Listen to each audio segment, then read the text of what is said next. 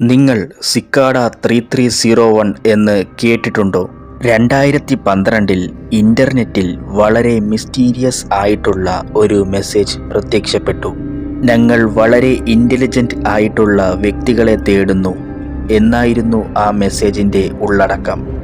അതിൽ കൊടുത്തിരുന്ന പേരായിരുന്നു സിക്കാഡ 3301. കോഡുകളും ക്രിപ്റ്റോഗ്രഫിയും അടങ്ങിയ ഒരു ആഗോള പസിലിന്റെ തുടക്കമായിരുന്നു അത്.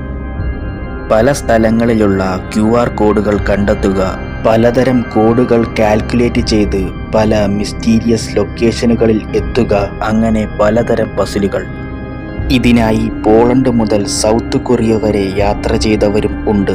എന്നാൽ 2014 അവർ അപ്രത്യക്ഷമായി. സിക്കാഡ 3301 പിന്നിൽ ആരാണെന്ന് ഇതുവരെ ആർക്കും തന്നെ അറിയില്ല.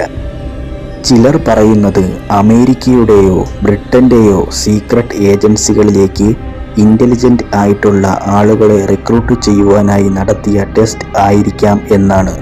മറ്റു ചിലർ പറയുന്നത് ഇതേതെങ്കിലും സീക്രട്ട് സൊസൈറ്റിയുടെയോ ഹാക്കേഴ്സിന്റെയോ ഭാഗമാവാം എന്നാണ്. എന്നിരുന്നാലും സിക്കാഡ 3301 ഒരു മിസ്റ്ററിയായി ഇന്നും തുടരുന്നു.